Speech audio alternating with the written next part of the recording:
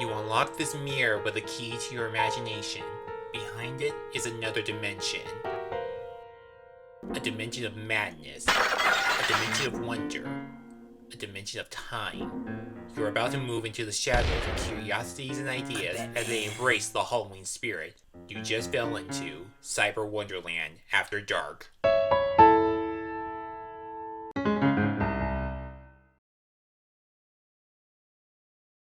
Lego Ninjago, a popular original Lego set that spawned a popular TV series.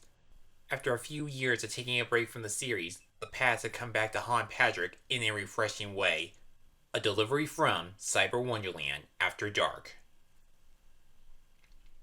So, how did it go? That went pretty well. Like, how did you manage to get on his iPad so easily? I received help from Phineas downstairs to change settings on the Lego Dimensions portal. Really? You searched for an exit just like that? Yeah, I was planning to use it today to enter the 4th dimension. Hey, will you bricks and Clayboys keep it down? I'm rehearsing for my next show's episode. Let's see, do I say, hey, Ralphie, or Barty? Krusty, for the last time, you are a toy! Yeah, this is a weird collection Pat got here. Listen, Tin Man, I know your original series is technically over, but you know you can't expect him to go back to reviewing your series immediately after Halloween. That was not my intention. I just gave him an idea of what he should review this month. Greetings, Skylers and Moros. This is Mad Hair Patrick, and welcome back to a special episode of Holiday Gems.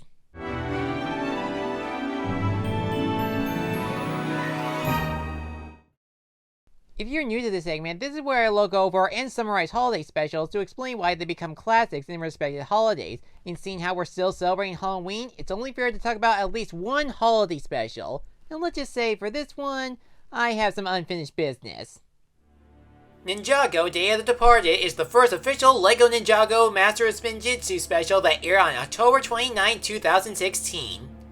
For anyone that's familiar with my channel, or others who don't know, there was a time I did seasonal reviews of the Ninjago series, much like how I did with Total Drama and Infinity Train. And I know there are still the Wild Brain season that I have yet to look over. I stopped doing this because, although I like the series in general, it's just not my all-time favorite show that I would feel hyped for and watch constantly, and I wanted to review other anime shows, movies, and video games. However, I still had a good time with several seasons from the show, the action, and the characters. I mentioned this special briefly at the end of my Season 6 review, but didn't give it a general wonder review episode. I just couldn't figure out how to adapt it based on the running time. And yes, even though they're not technically celebrating Halloween, this is produced as a 45-minute Halloween special, and it clearly shows. Though I still wonder if they still celebrate Life Day in December. Now that I'm officially going to give DOTD the review it deserved, let's go for a spin. Oh, I almost forgot. It opened with the 6 main ninjas who are on a race for their greatest and most important mission of their lives, buying lanterns at a gift shop. Their next week's mission? Go get Sensei Wu some eggs from the market. Okay, the reason for this rush is because they're celebrating a Ninjago holiday called Day of the Departed, where they honor and remember their ancestors and the people that passed away by lighting lanterns in the air. They also dress in costumes for trick-or-treating and celebrate with family members that are still with them.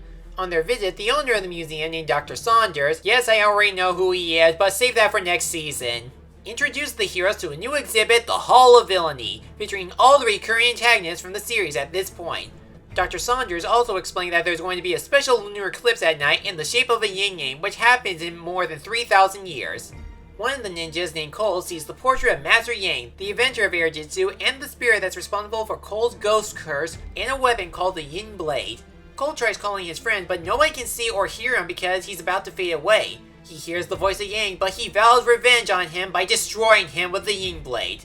As the others go their separate ways, Cole arrives at Yang's temple to take him down, but hits the globe that opens a passage to the living world. It's a trap! This resulted in the spirits of the villains to come back to life by possessing their museum mannequin bodies. They are Samukai, a former leader of the Skeleton Army until being overthrown by Lord Garmadon. Kozu, the head general of the Stone Army and second command to the Overlord. Cryptor, a ninjoid created by the digital Overlord virus that collects data from another ninjoid, Zane, and shares the same abilities as him. Lord Chen, once a successful noodle shop owner and sensei, now a power-hungry man that wants to possess elemental powers to become invulnerable. and Moro, Sensei Wu's former student representing the element of wind who quit his studies in rage and jealousy of not becoming the prophesized Green Ninja. But before the villains can get some answers about their resurrection, they receive an extra ally and the only living Ninjago villain from the main series, Pythor, the sole survivor of his snake tribe, the Anachondri. Master Yang explains to the villain that they can live again until the lunar eclipse is over, but in order to stay in the world of the living, they had to kill the ninjas in their place. But Kozu wants to destroy the dojo owner Derov instead of them for revenge, and Pythor just wants to take down the Green Ninja Lloyd so he won't get in the way for world domination. Back to back, Cole gets held captive by Yang's ghost students to keep him from interfering with his plans to return to the world of the living while his friends battle against the undead villains. Soon afterwards, we get a flashback about Yang becoming a great teacher, but when he tries to receive eternal life from the Yin Blade, it ends up cursing him and his temple in order to become immortal.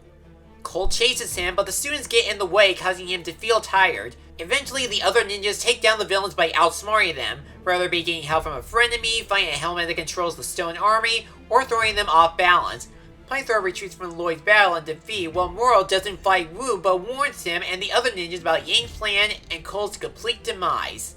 Cole finally reaches Yang, but he's not strong enough to defeat him and gets mocked that he's all alone. But with the power of the Tinkerbell effect, all of his friends came to cheer him on, resulting Cole to regain some of his Earth powers, break the Yin Blade, and free the ghost students from the spell so they can rejoin the living. But it's revealed that Yang did this master plan so he could be remembered forever, so he would never be alone. Cole explains since he invented air jitsu, he will never be forgotten and decide to enter the portal again so he'll never be alone. But Yang stays behind because there needs to be a ghost in the temple as part of the eternal life curse, so he pushes Cole into the rift as the lunar eclipse disappears. When the ninjas landed at the temple, they grew worried and concerned that Cole might not make it through the portal in time. Well, it turns out he did and becomes alive again, and the special ends with the cast hosting a campfire by the temple and lit their lanterns in the air. Phew, that was a lot to summarize in the other specials I reviewed. So, why is this considered a holiday jam? Well, it's the way how it presents itself as a Halloween special. In terms of visuals and presentations, it contains a lot of things to celebrate the Day of the Departed as Halloween, like costumes, candy, ghostly spirits, and have almost the whole story taking place at nighttime. But you'll be surprised that this Departed holiday actually has some similarity to another existing holiday, Dia de los Muertos, or the Day of the Dead. A multi-day holiday that largely originated in Mexico, which involves family and friends paying respects and to remember their loved ones who passed away. In Ninjago, you do see the heroes showing their love to some of the people they lost a long time ago, while also remembering and believing that they're still in their hearts. That's pretty nice and sweet. And there are still other popular anime movies that continue to capture the spirit of the holiday, such as The Book of Life and Coco. But whenever you make something Halloweenish on a popular series or franchise, you gotta have some villains in the mix. Yep, this special is also a League of Villains special, and I'm a sucker for this type of TV trope. It is awesome to have a group of villains in one place join forces to try to take down the heroes. Yang is a good main villain for the role, and I do like the scene where his resurrection spell turns the lanterns ghostly green towards the museum. Yeah, they barely form an interaction besides choosing a ninja, but I like the way how each of them tried to defeat the ninjas, but infinitely backfire on them. And okay, you gotta admit, there are some chuckles whenever Chin pressed some goofy buttons.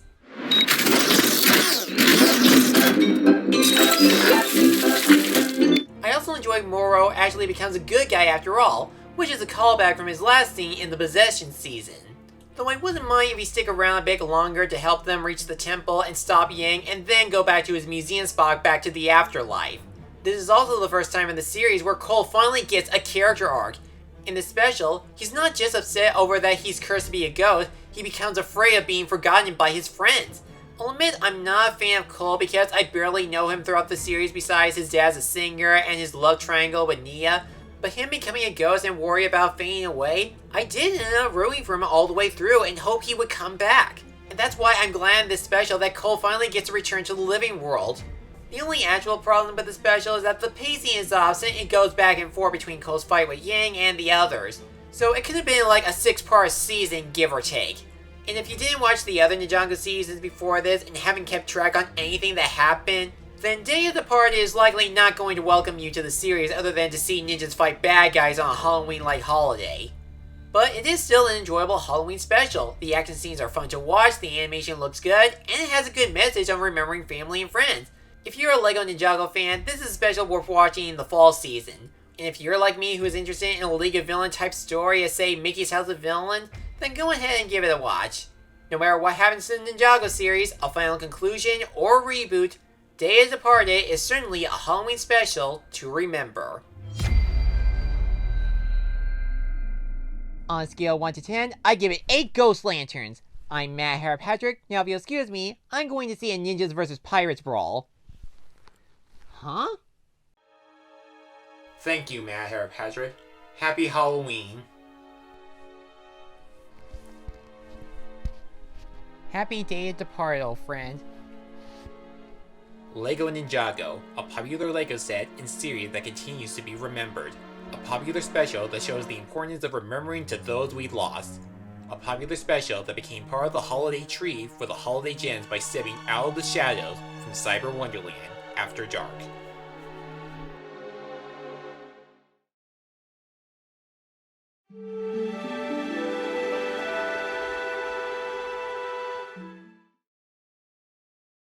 Thanks for watching this video. If you enjoyed this, check out these other videos, or feel free to like, comment, and subscribe for more upcoming reviews and other projects. I'll see you soon.